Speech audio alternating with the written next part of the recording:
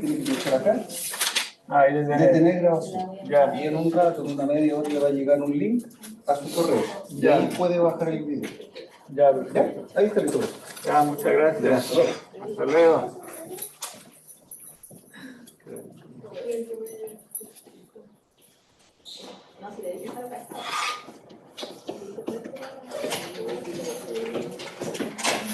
Sí, no se puede. La cuestión del tiempo igual es bastante.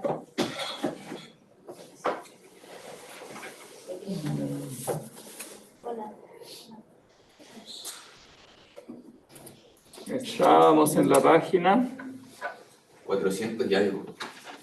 Como 416, 410. Ahí. 400.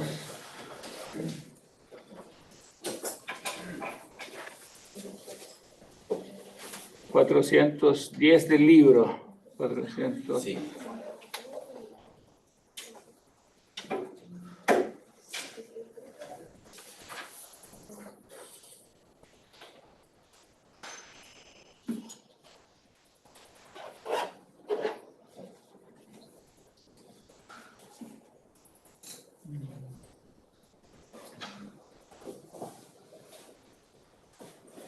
No, un poquito más, ¿no? Un poquito más de sí, puede ser.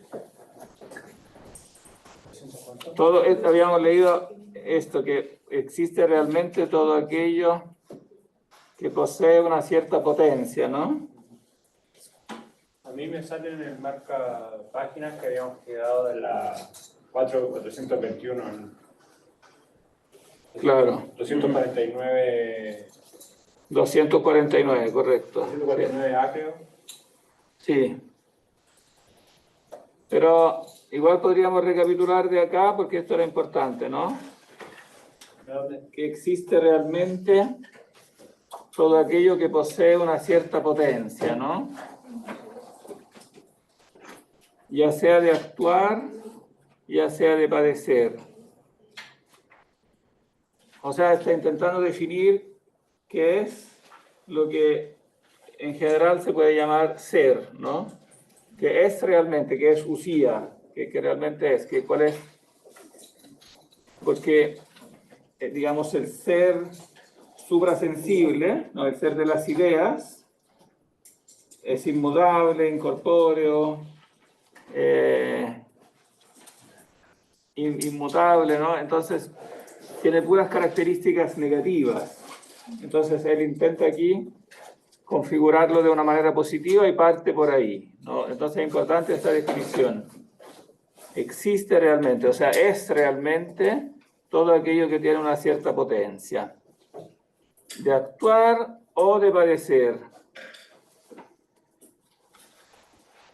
Bien, después...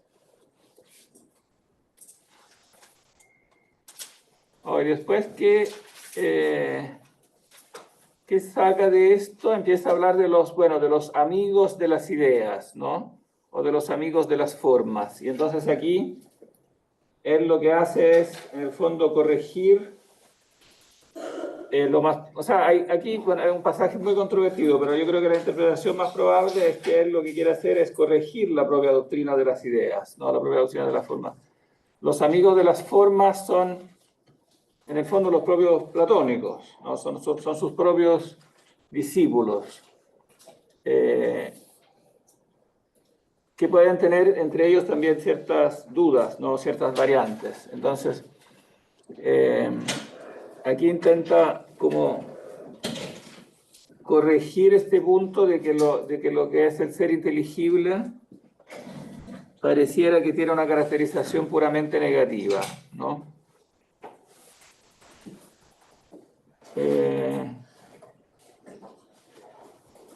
¿Por qué entonces el ser de las ideas está de acuerdo con esta definición de que padece y actúa? O sea, que al menos padece, ¿no? Es claro que al menos padece. ¿Por qué sentido padece? Que se parece a la idea como de compra. ¿Cómo? Que parece a la idea de compra. No, pero en general las ideas se dicen que Porque nosotros tenemos que conocerla. Claro, al ser conocidas y al ser la acción, al ser el conocer una acción, ¿no? Si conocer es algo, o sea, una acción, entonces debe corresponderle una pasión, no ocurrirá necesariamente que lo conocido padece. Ahora, claro, después la consecuencia que saca de aquí parece muy rara, porque dice, entonces la esencia que es conocida, al ser conocida cambiará en virtud del padecer, cuando en realidad afirmamos que lo que está quieto permanece inalterable. Claro, aquí parece sacar una conclusión que no cuadra mucho, y que efectivamente después no prospera, pero el punto positivo es que sí se puede decir algo en positivo de ella, o sea, que padece, ¿no?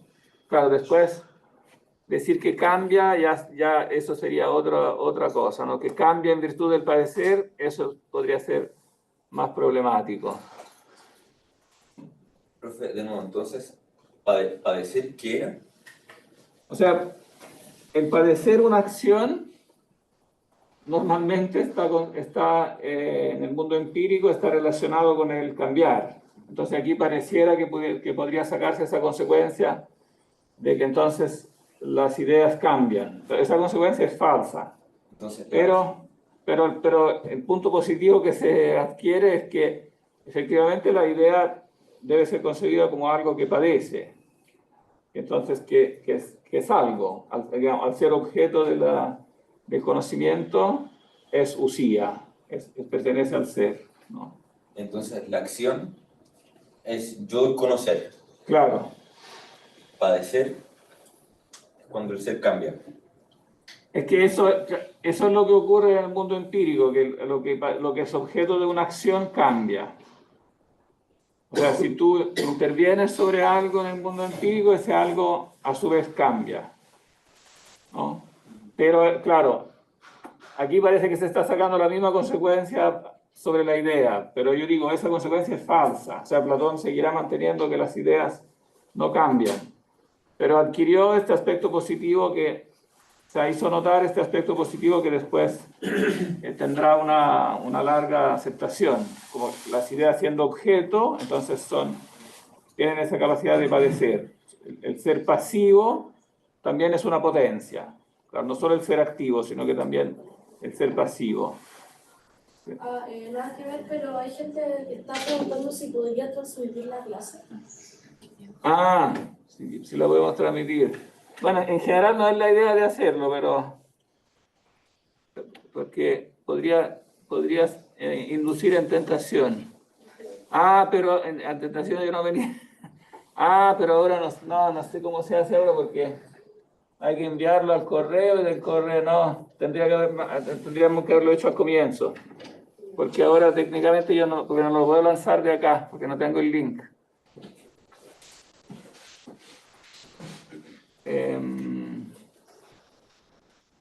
Bien.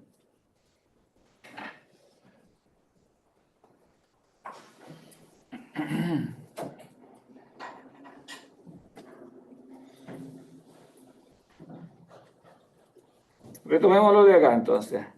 Creo que aquí habíamos llegado, ¿no? ¿Quién es Teeteto?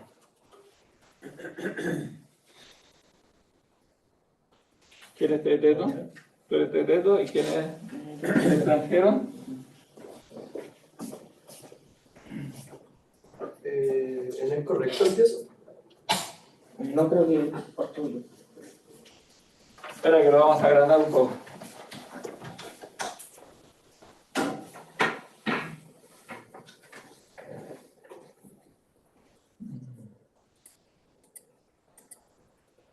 Ahí.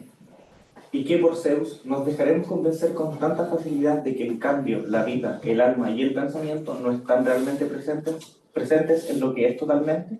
Y que esto no vive ni piensa, sino que solemne y majestuoso, carente de intelecto, está quieto y estático. Claro, aquí para un poquito. Entonces, es el punto importante al que quiere llegar en el fondo. O sea, que el mundo de las ideas que es caracterizado por la inmutabilidad, ¿no? En todos los diálogos anteriores. Aquí se está poniendo el problema si entonces esta inmutabilidad debería ser, en el fondo, debería implicar una no vida, no pensamiento, o sea, algo que esté completamente estático y sin actividad, ¿no? Entonces ese es el peligro que quiere evitar en el fondo. Claro, con el peligro que aquí pareciera que dice que también cambia, ¿no? Cosa que no puede cuadrar con, digamos, con la autoridad de las ideas. Pero en el fondo aquí el punto positivo es que está interesado en adjudicarle a las ideas la vida, el alma, el pensamiento, o sea, una serie de acciones. Pero tiene que haber entonces, en lo que es totalmente, sería to pantelos on, ¿no? Creo que aquí lo pone la frase griega,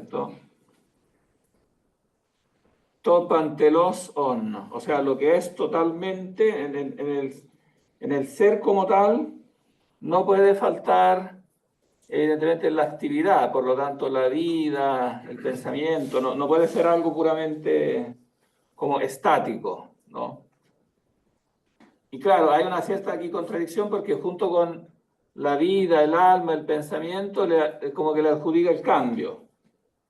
Pero después eso lo precisará. O sea que en el fondo puede haber una vida inteligible sin cambio, ¿no? Un pensamiento, una acción de pensar, pero sin cambio. No es necesario que cambie, pero sí que tenga vida, alma, o sea, hay como características del ser que son positivas y que sí tienen que estar en el ser como tal, en el ser propiamente tal, que es el ser de las ideas. ¿Qué decía? Sí, aparte de intentar darle vida a la idea, ¿hay alguna otra interpretación de estos párrafos? ¿A alguien se le ocurrió otra cosa, por casualidad? Bueno, no, en este aspecto de la vida no. Claro, el aspecto discutido es el del cambio, si se está contradiciendo, si se está diciendo... Y sí, nominalmente al menos se está contradiciendo, ¿no? Porque en cierto modo está identificando cambio con vida, porque eso es lo que nosotros hacemos en el mundo empírico. Entonces, como que... Pero en realidad se pueden separar los conceptos, o sea, puede algo tener vida, pero ser una vida eterna, puramente inteligible, puramente activa, sin cambio. Porque el cambio, evidentemente, implica como una imperfección, ¿no? Implica como un llegar de la potencia al acto, claro, una finalidad más allá del ser, pero el ser como tal tiene que ser, en el fondo, estable, como dice Parménides, ¿no? Eso Platón después lo aclarará, ¿no? Claro, pero en el fondo le agrega que las ideas no pueden, claro, si bien pueden ser definidas así como lo que padece, como lo que es pasivo, pero después, en ese mundo de las ideas, tiene que estar también el elemento activo, porque el elemento pasivo como por sí solo no puede estar, ¿no? De ahí que después deberá haber, claro, o sea, deberá haber un elemento activo que piensa las ideas de un modo, digamos, eterno, ¿no? Que no es nuestro modo, digamos, las ideas son objeto de nuestro pensamiento, por eso son pasivas, pero no basta con que sean objeto de nuestro pensamiento, porque nuestro pensamiento es accidental.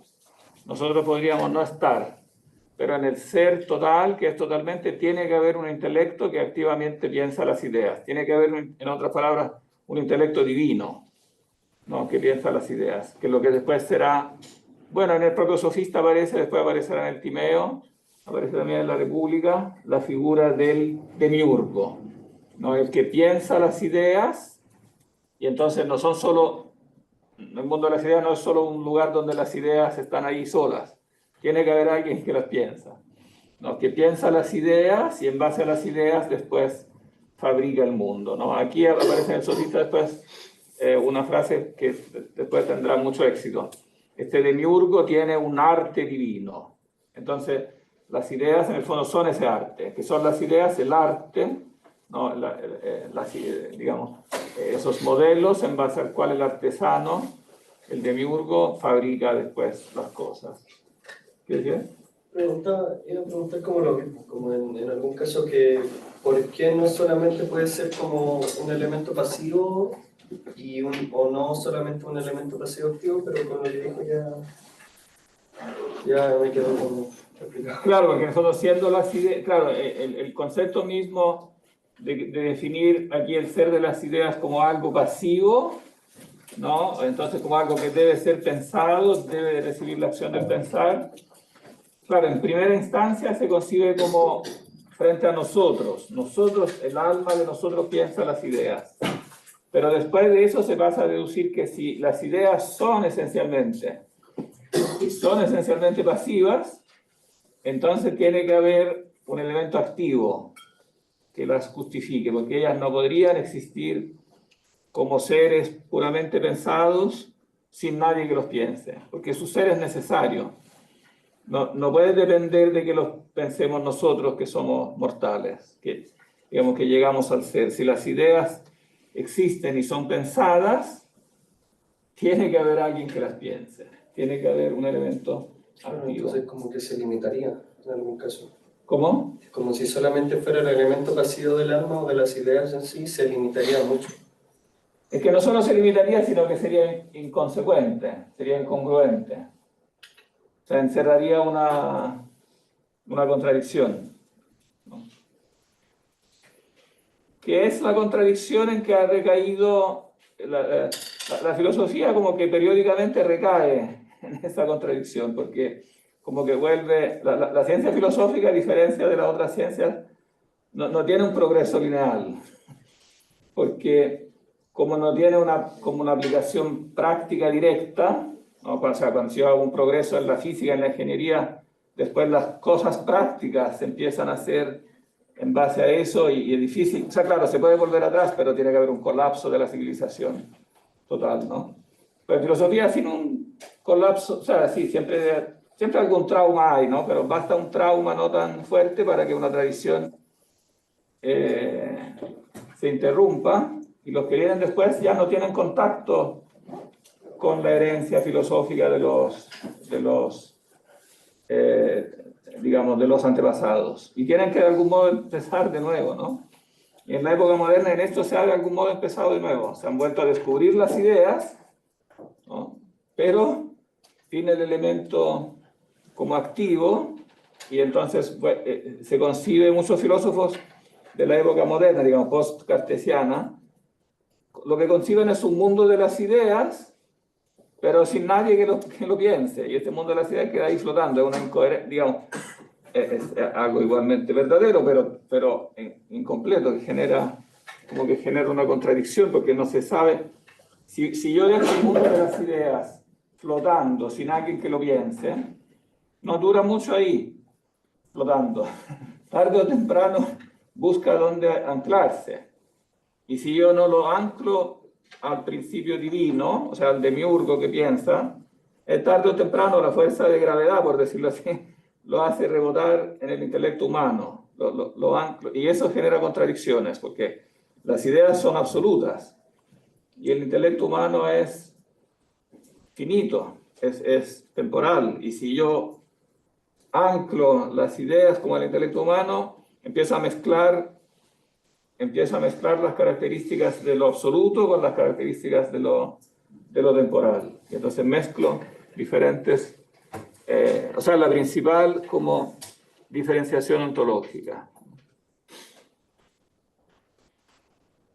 Entonces, aquí está diciendo, en esta frasecita, aquí está diciendo algo muy importante, ¿no? La vida, el alma, el pensamiento, todo esto es necesario que esté presente en el ser como tal, en lo que es totalmente.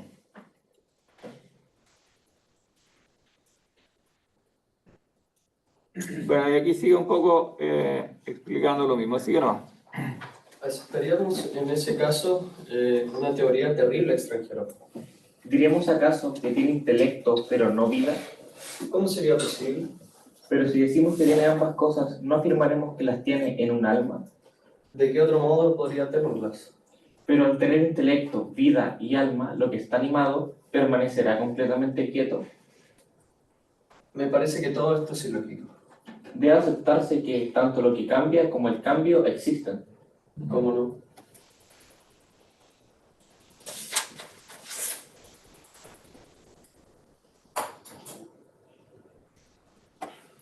Ocurre, en efecto, Tereto, que si las cosas están en reposo, no hay ningún tipo de pensamiento respecto de nada en absoluto. Estoy de acuerdo. Pero si, por otra parte, aceptamos que todo se traslada y cambia, eso mismo, según este argumento, será suprimido del ser. ¿Cómo? ¿Tú crees que sin la quietud podría producirse algo que fuese inalterable, siempre del mismo modo y respecto de lo mismo? En modo alguno. ¿Y que acaso ves que sin estas cosas pudiese existir o producirse un intelecto donde quiera que fuese? De ningún modo. Por consiguiente, debe lucharse con todo el razonamiento contra quien, suprimiendo la ciencia, el pensamiento y el intelecto, pretende afirmar algo, sea como fuere. Ciertamente. Según parece, entonces, y sobre la base de esto, es necesario que el filósofo y quien valora estas cosas como las más valiosas, ya sea que afirme lo uno,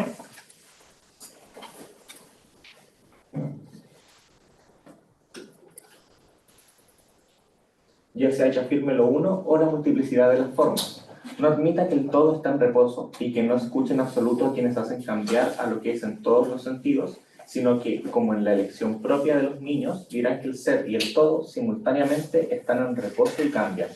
Esa es la pura verdad. ¿Y qué? ¿No nos parece acaso que el ser está adecuadamente cercado por el argumento? Completamente. Ay, por el contrario, Teteto, creo que precisamente ahora empezamos a conocer la dificultad de tu examen. ¿Por qué dices eso? ¿No comprendes, oh bienaventurado, que si bien nos parecía que decíamos algo, estamos ahora en la ignorancia total acerca del mismo? A mí al menos me lo parecía, y no comprendo en absoluto cómo nos equivocamos cuando hemos actuado así. Observa con mayor claridad si, acerca de lo que acabamos de admitir, no sería justo que nos interrogáramos del mismo modo como interrogamos antes a los que afirmaban que el todo era el calor y el frío. ¿Cómo? Hazme recordar. De acuerdo, e intentaré hacerlo interrogándote a ti, como antes lo hicimos con ellos, para que al mismo tiempo avancemos un poco. Correcto. Quizás resumamos hasta acá.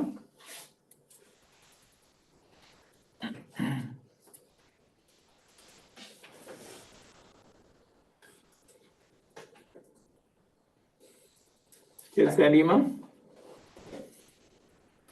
De acá, ¿de dónde lo habíamos dejado? Entonces, para conocer se necesita de movimiento, ¿no? Eso, algo así dice, ¿no? La quietud no genera nada. Claro, en el fondo aquí está identificando acción con movimiento, de alguna manera, ¿no? Y eso yo insisto que no cuadra, ¿no? Pero es un esfuerzo para mostrar digamos, que las ideas no pueden ser concebidas simplemente como algo inactivo, como algo que está ahí sin hacer nada. Que es un poco la crítica, y yo creo que aquí ya está respondiendo a la crítica de Aristóteles, ¿eh? Hay que pensar que aquí Platón ya está viejo, eso significa que Aristóteles ya está grandecito, ¿no? Aunque no sabemos cuándo se publicaron, o sea, cuándo se publicaron las obras respectivas, pero en el debate interno de la academia, lo que después Aristóteles lo registró, o más bien los discípulos de Aristóteles lo registrarán en los apuntes, que después serán las obras que nosotros leemos de Aristóteles, pero las ideas ya estaban conversando hacía mucho tiempo. Entonces él aquí está respondiendo críticas que probablemente ya son de Aristóteles, porque esa es una de las cosas principales que le critica Aristóteles a la teoría de las ideas, ¿no? Que como las ideas, en el fondo, si son estas entidades puramente objetivas, ¿no? ¿Cómo actúan? ¿Cómo lo va? Porque Platón pretende que sean causas de las cosas. Y entonces dice, pero si ellas son pura pasividad, ¿no? Entonces, esa es la definición que da aquí Platón del ser como algo que actúa y padece, una dynamis que actúa y padece, también nosotros la encontramos en Aristóteles, en varias partes. Entonces seguramente había entrado como en la escuela, digamos, en la tradición, ¿no? Y entonces Aristóteles sobre ese es uno de los puntos donde insiste, ¿no? ¿Cómo puede ser que las ideas sean causas si son entes puramente objetivos. En otras palabras, al concepto de causa formal que representan las ideas, ¿no? Las ideas como formas de las cosas, hay que agregarle el concepto de acción, o sea, de causa eficiente. Ellas tienen que ser concebidas como causa eficiente, no basta la causa formal. Tiene que haber como un poder activo que permite que las cosas del devenir lleguen al ser. Pero si fuera ese el caso, nosotros ¿cómo veríamos en algún caso la acción de las ideas? No entendí, ¿nosotros cómo? Si nosotros pensamos que las ideas al ser pasivas también tienen una acción, por consiguiente se debe demostrar esa acción. ¿Y cómo sería eso? ¿Cómo sería la demostración que nos dan las ideas para que nosotros sepamos que tiene una acción? La demostración es a posteriori, en el sentido de que nosotros, al ver que se producen acciones en el mundo empírico y al saber que la causa formal del mundo empírico está en las ideas, tenemos que postular que en el mismo mundo, o sea, de ahí mismo, también viene la acción que produce las cosas, porque no podría venir de otro lado, digamos, porque ahí donde están las ideas, ahí está el ser. No, o sea, en el fondo, Platón ha descubierto con las ideas la dimensión del ser que es realmente, pantelos on, ¿no? Y en el ser que es realmente, que es eterno, que es estable, al que no se puede renunciar. Aquí acaba de decir, ¿no? A pesar que ha dicho que hay un cambio, ¿no? Que hay que atribuirle cambio, pero inmediatamente como que se refuerza la idea de que tiene que haber estabilidad, ¿no? O sea, para que haya conocimiento, tiene que haber quietud. Entonces, en algún caso, ¿ese cambio sería involuntario? Espérate que quiero resaltar esto y ahí. ¿Tú crees que sin la quietud no podría producirse algo que fuese inalterable, siempre del mismo modo respecto de lo mismo? O sea, la quietud tiene que estar, ¿no? Solo que ahora él no sabe bien cómo conciliar, esa poética toda esta parte, sin duda, ¿no? No sabe bien cómo conciliar esta exigencia de la quietud, que es básica, que tiene que haber quietud para que haya conocimiento. Quiero que este punto esté claro, ¿se entiende este punto? Tiene que haber estabilidad de la idea para que haya conocimiento. No se puede concebir conocimiento si no hay como un punto de referencia estable. Cuando yo conozco algo, lo estoy viendo a la luz de algo que no cambia. Y precisamente cuando algo cambia en el mundo empírico, que siempre cambia, yo lo puedo saber porque lo veo con referencia a algo estable. Si no estuviera este elemento de estabilidad, tampoco podría haber cambio. O sea, la estabilidad, en cierto modo, es la base del cambio. Porque es como que es el modelo sobre el cual el cambio se produce, ¿no? Si yo construyo un tren, ¿no? Claro, el tren corre, pero corre en base a lo que el ingeniero ha proyectado.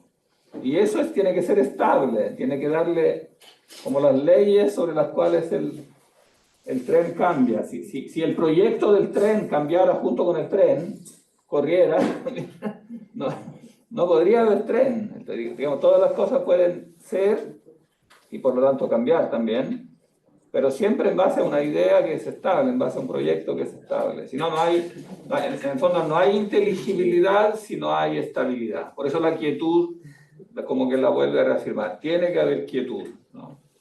Entonces, si usted lo pone como de esa manera, por consiguiente el cambio es causal. Claro, en el fondo aquí está luchando con compatibilizar cambio con causa.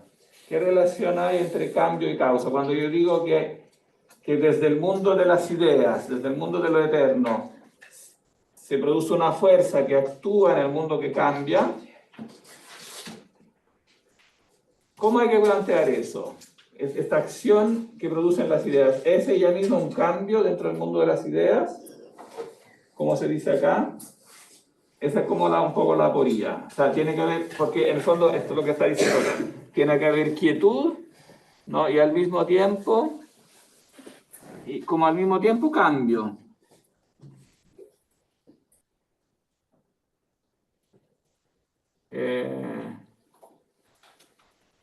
¿Dónde está?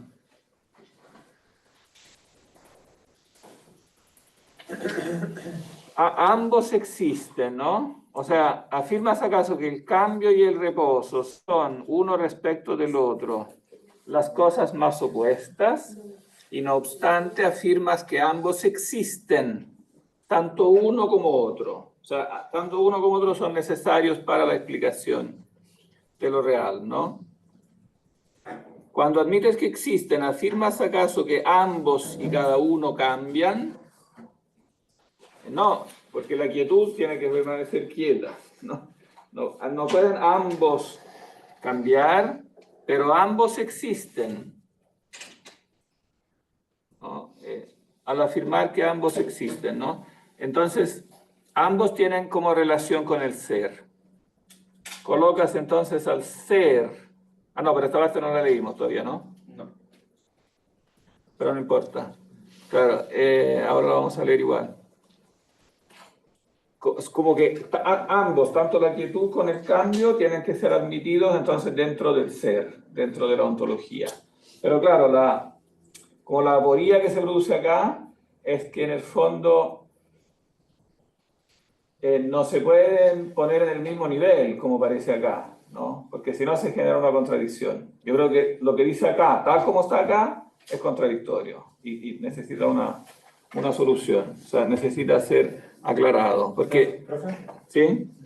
Tengo una duda con el tema de la contradicción, porque no sé si en el contexto en el que estamos viendo Platón la contradicción está vista como algo negativo, o porque a mí también me suena mucho como a que la contradicción, como se cae muchas veces hasta el momento en lo que ya hemos leído y todo eso, de alguna forma lo veo también como que ayuda a vislumbrar otros caminos, otras formas de ver y superar esa contradicción. Pues. Entonces la pregunta era como que si está visto, desde este punto de vista, está visto como negativa la contradicción, que hay que evitarla, o si también puede ser como una apertura para vislumbrar nuevas formas nuevas perspectivas o nuevas formas de abarcar el problema. No sé si me entienden. O sea, en sí misma es algo que hay que evitarla, claro. Ya. Pero que claramente cuando se produce te obliga a buscar otro camino, claro. Precisamente porque es algo que no puedes admitir. Entonces cuando llegas frente a la contradicción estás obligado a solucionar el problema. Claro, una tentación es como simplemente eliminar una... esa es una tentación fuerte, ¿no? Acá estoy en una contradicción. Claro, es necesaria la quietud, el cambio me molesta, entonces lo elimino.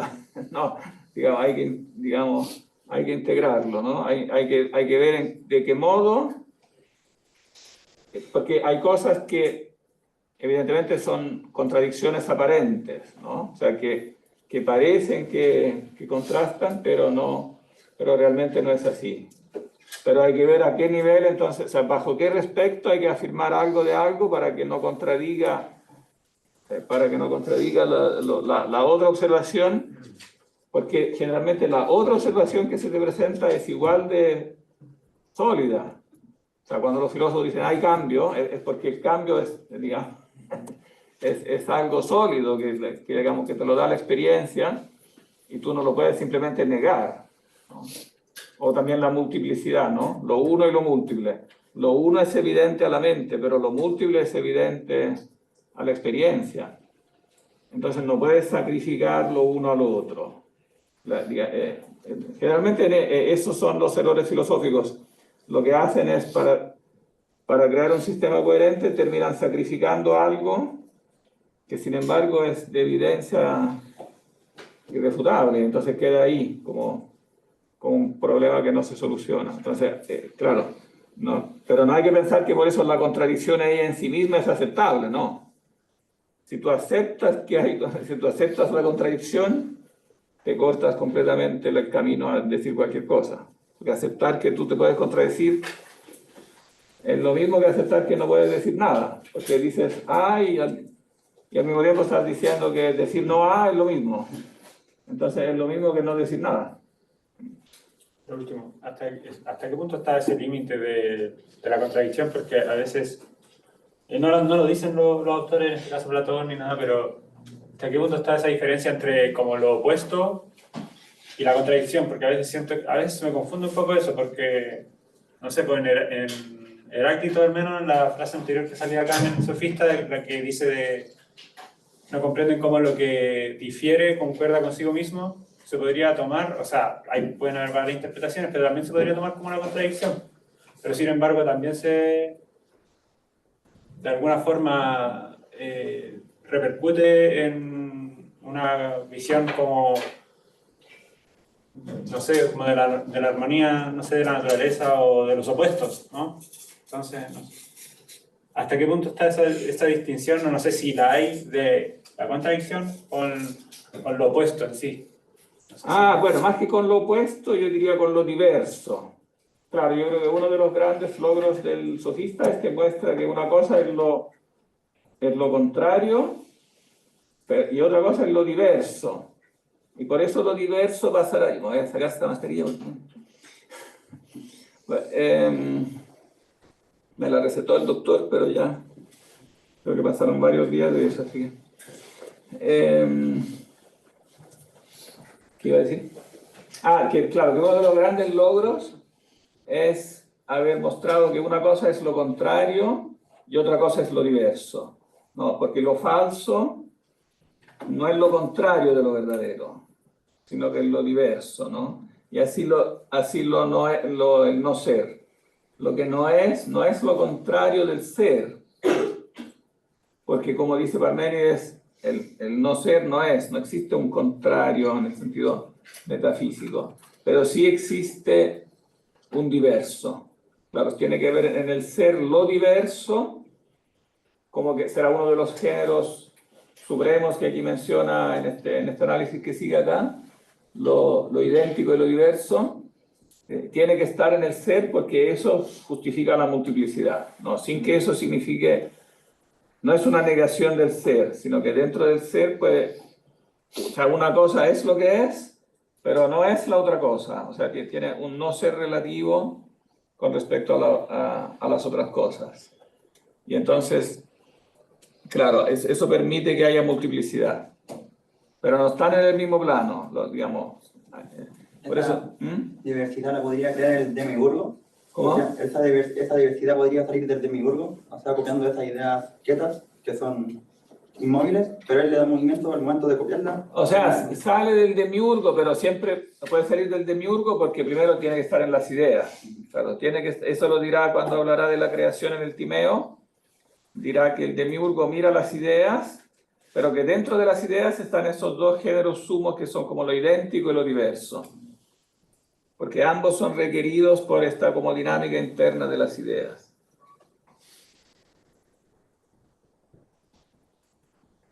Entonces, claro, aquí hay un avance importante. Claro, no es casualidad que ya aquí en el sofista menciona el demiurgo, porque este es un avance importante para la doctrina en el fondo de la creación, de cómo se genera el mundo. No es creación en el sentido estricto de la palabra, pero algunos le ponen casi creación, como que Platón llega casi al concepto de la creación, ¿no? Pero desde el punto de vista de la doctrina de las ideas y su relación con la creación, aquí hay un punto como de avance importante. Pero también hay un punto donde se afirman ciertas ambigüedades que después seguirán confundiendo a varios, digamos, filones de la tradición, porque la dificultad con Platón muchas veces es que, claro, él es como aporético, entonces, claro, va discutiendo, pero después, una vez que se transforma en el texto base, claro, para los platónicos, para la escuela platónica, que durará más de 1000 años, ¿no? Y después tendrá una influencia incalculable, incluso después de cerrada, ¿no? Pero como abierta durará 1000 años, ¿no?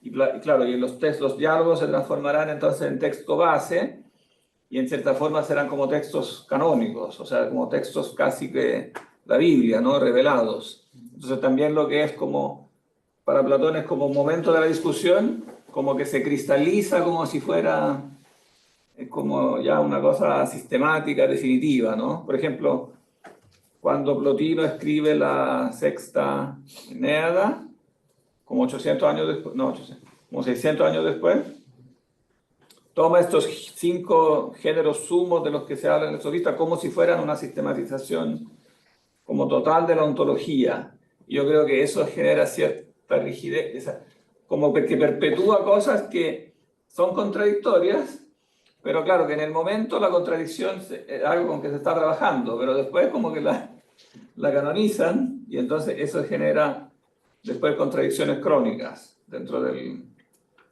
platonismo. Yo creo que una de esas es esta precisamente, entre como esta contradicción entre el cambio y la quietud como géneros sumos, ¿no?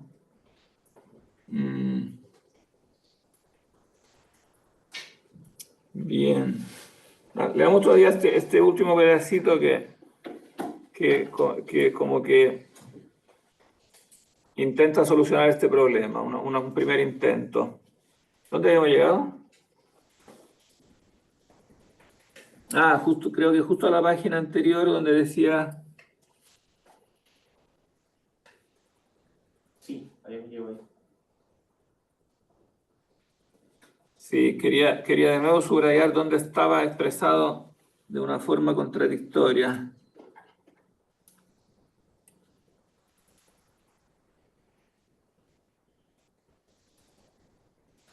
Según parece, sabe el filósofo que en valora, ya sea que afirme lo uno o la multiplicidad de las formas, no admita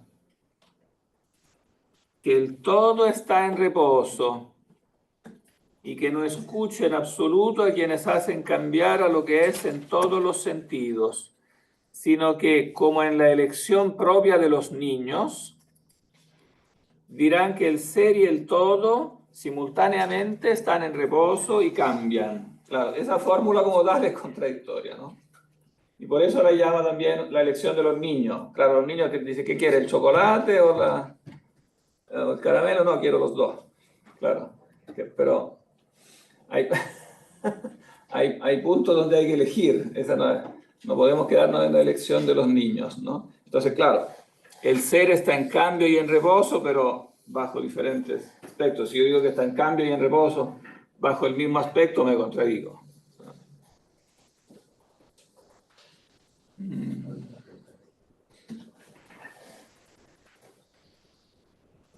Pero en el fondo detrás está esa idea de que, en el fondo la idea con que está luchando es que la acción le parece que está necesariamente relacionada con el movimiento. Entonces, si las ideas tienen que entrar en acción, pareciera que tengan que admitir como el movimiento, ¿no? Y costará siglos superar como esta falacia, diría yo, ¿no? Leemos todavía el pedacito donde intenta solucionar esto.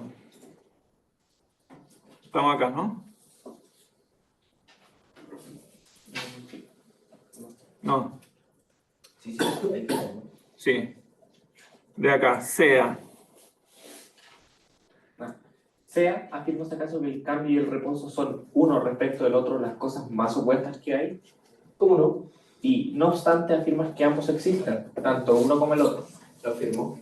Cuando admites que existen, ¿afirmas acaso que ambos y cada uno cambian? De ningún modo. ¿Pretendes, en cambio, señalar que están en reposo al afirmar que ambos existen? ¿De qué modo podría hacerlo?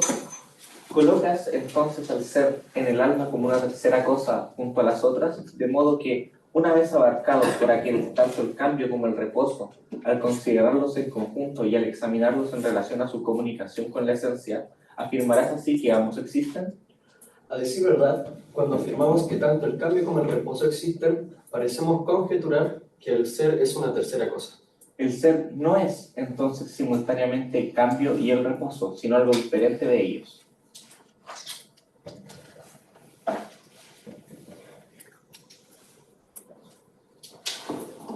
Parece.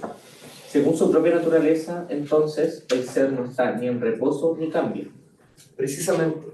¿Hacia dónde debe entonces dirigir el pensamiento quien desea establecer de por sí algo firme acerca de él? ¿Hacia dónde? Creo que ya no quedan lugares accesibles, pues si algo no cambia, ¿cómo no ha de estar en reposo? Y lo que no está para nada en reposo, ¿cómo a su vez no cambia? El ser, sin embargo, se nos acaba de mostrar como ajeno a estas dos cosas. ¿Es posible? En este momento es oportuno recordar algo sobre este asunto. No, tenías que responder. Es completamente imposible. En este momento es oportuno recordar algo sobre este asunto. ¿Qué? Cuando nos preguntábamos a qué debía aplicarse el nombre del no ser, quedamos sumidos en la mayor de las dificultades, ¿recuerdas? ¿Cómo no? ¿Estamos ahora en una dificultad menor acerca del ser? Si es lícito decirlo, extranjero, me parece que este es aún mayor. Deténgase aquí la discusión entonces, puesto que tanto el ser como el no ser comparten la misma dificultad. Nos queda la esperanza de que cuando uno de ellos se muestre, ya sea oscura, ya sea claramente, también el otro se mostrará. Y si no podemos ver ninguno, seremos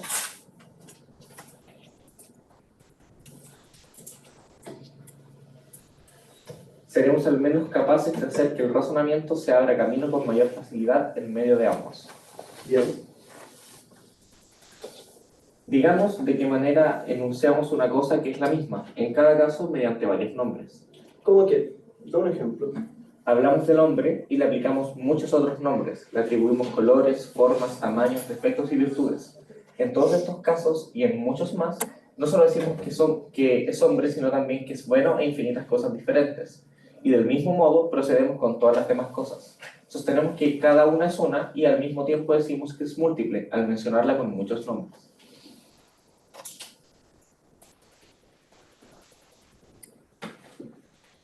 Dices la verdad.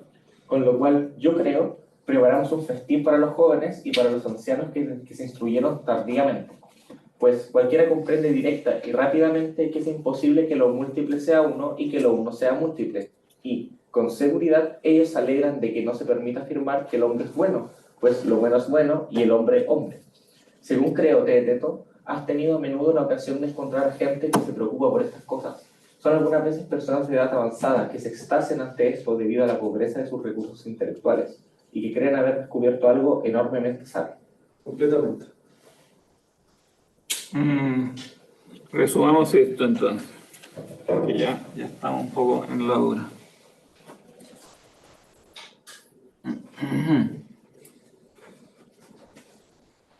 ¿Quién lo quiere resumir? Esto es difícil, pero Entonces, ¿quién lo quiere intentar? Si el ser tiene que ser inmóvil y al mismo tiempo tiene que poder moverse, se llega a la conclusión de que el ser es una tercera cosa. Claro, es una tercera cosa. Claro, si no es simultáneamente el cambio y el reposo, entonces es algo diferente de ellos. Pero después de eso saca la conclusión de que no está ni en reposo ni cambia.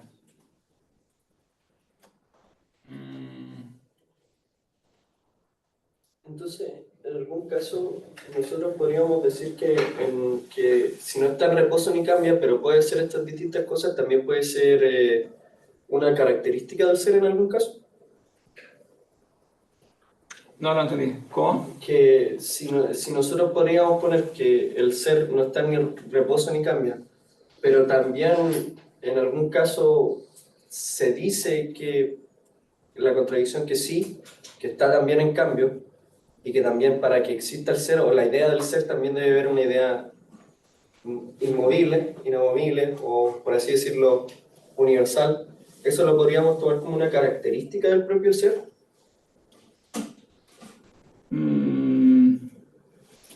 Es que, o sea, es como que se vuelve a caer en la dificultad de que cuando se dice ser, no es claro, al menos no es explícito, si se está hablando del ser como ser inteligible o si el ser como toda la realidad, el ser en el sentido de todo el ser. ¿No? Aquí pareciera que se está hablando del ser como puramente inteligible. Pero entonces si el ser si se toma como puramente inteligible, Entonces, como inteligible tiene que estar en reposo. Claro. Claro, tanto la idea de la quietud como la idea del cambio, ambas como ideas tienen que estar en quietud. No solo la del cambio, ¿no? Entonces, yo creo que esta confusión aquí sigue creando problemas. Parece ser que Platón acá intenta decir que el cambio y la quietud son como ideas que participan, no simultáneamente, no en el mismo ámbito, pero que las dos están participando en el ser. Y también creo saber que este debate también, como muchos otros filósofos, lo van a tomar. Y unos van a decir que la unidad está antes del ser y que es eso lo que no se mueve, lo que no cambia, lo que es siempre lo uno. Y después habrán otros filósofos que negarán como esa unidad y dirán que no, que lo único que hay es ser y que hay movimiento y hay cambio. Y igual parece como un poco entretenido porque Platón parece ser que no está ni de una posición ni de la otra, sino que habla como más bien de que ambas existen, solo que tienen su distinta participación jerárquica. O sea, Claro, yo creo que aquí de fondo está el problema que Platón se está poniendo, porque cuando él habla de la participación en los diálogos anteriores, son siempre como las cosas empíricas que participan de las ideas. Pero aquí se está poniendo el problema, ¿qué pasa cuando las ideas participan a su vez de otras ideas? O sea, ¿cuál es la relación de participación entre las ideas mismas? Entonces, si la quietud, como idea de la quietud, ¿qué significa que participa del ser? Porque no puede participar del ser del mismo modo en que una cosa participa del ser. ¿Entiende la diferencia, no? O sea, las ideas tienen como una participación recíproca, tienen como una comunicación recíproca, pero la comunicación entre ideas no puede ser la misma que la comunicación entre cosas. Pero aquí yo creo que en este debate de aquí sí se genera una cierta confusión, ¿no? Como cuando se dice, claro, la idea del ser es una tercera, ¿no? Respecto a la quietud y al movimiento. Y entonces no es ni lo uno ni lo otro, pero es que la idea del ser está en las ideas de un modo mucho más sustancial en cómo están, digamos, en las cosas. Las cosas que cambian participan del ser en cuanto que lo imitan en otro nivel. Pero las ideas están todas en el mismo nivel. Entonces, yo creo que aquí, claro, se cae en esta como trampa de pensar que las ideas sean como jerárquicamente subordinadas unas a las otras, cosa que sí es verdad que son subordinadas, pero es una subordinación de tipo lógico. Cuando yo digo que la idea de movimiento participa del ser, no es lo mismo que cuando digo que el movimiento físico participa del ser. Esa es la ambigüedad que se genera acá. Claro, porque el ser como ser eterno, evidentemente es jerárquicamente sobreordenado al ser en movimiento, ¿no? Pero dentro del mundo de las ideas, la idea de movimiento es subordinada a la de ser, pero solo en un sentido lógico, no en un sentido ontológico. No es que ontológicamente pertenezca, entonces no es una tercera cosa en el mismo sentido. Es una tercera cosa en un sentido lógico, no ontológico. Entonces yo creo que aquí se confunden estos dos planos. ¿Qué decían? ¿No puede ser un movimiento de ámbito causal? La concordancia entre el movimiento y lo inamovible no puede ser causal. ¿En algún caso? Claro. Yo creo que precisamente esa es la diferencia. Entre las ideas y las cosas empíricas, precisamente se da una relación causal. En cambio, entre ideas y otras ideas, no se da una relación causal, es una relación lógica. Las ideas están como incluidas una dentro de la otra. No es que la idea de circunferencia genere cause la idea de pi griego, sino que está lógicamente incluida en ella, no es una causación como de un plano ontológico a otro, ¿no? Entonces, ese punto creo que falta todavía por aclarar aquí en este. ¿Qué había dicho entre las ideas y las cosas? O sea, entre ideas y cosas hay una relación de causación, porque las ideas causan que las cosas lleguen a ser, que se produzca el devenir. Pero cuando yo de la circunferencia calculo pi griego, no es que pi griego lo cause, ese ya está ahí, digamos, está ya lógicamente implicado ahí, ¿no? Entonces no es que sea una tercera cosa, o sea, es una tercera cosa, pero no es una cosa, porque es una entidad puramente lógica, ¿no? Claro, en Platón evidentemente está esa tendencia un poco, es difícil de eliminar esa tendencia un poco a la cosificación de las ideas, porque él, al descubrir las ideas, tiende a considerarlas como cosas, de algún modo, tiende a sustancializarlas, ¿no? Y entonces se cae en este tipo como como de tensiones, porque no es lo mismo predicar un atributo de un ente empírico que predicar un atributo de una idea. La predicación es en un nivel diferente. Y además hay cosas que se predican de la idea y hay cosas que la idea predica de otra cosa. Y hacer esa diferenciación no es fácil, ¿no? O sea, una cosa es el contenido del predicado, que yo predico de las cosas empíricas. Cuando yo digo esto es un perro, entonces predico del perro un determinado contenido. Pero cuando paso a predicar cosas de la idea de perro, de la idea de perro no se predica el contenido perro, se predican otras características de la idea de perro como entidad, ¿no? Por eso que el perro se mueve, pero la idea de perro no se mueve. Por eso las cosas cambian, pero la idea de cambio, ella no cambia. Entonces yo predico, claro, cuando dice el cambio está en reposo, claro, como idea está en reposo, ¿no? A pesar de que en él está contenida la información para el cambio de las cosas, ¿no? Pero esa información como información no cambia. Eso, entre paréntesis, lo dice explícitamente en el Teeteto. Entonces, no es que no lo sabía Platón, ¿no? Pero después, igual, como que se vuelven a confundir los dos planos. Bien, ahora parece que ya nos van a echar. Vamos a detener entonces. ¿No tenemos la lista? Ah, no, pasemos la lista, sí.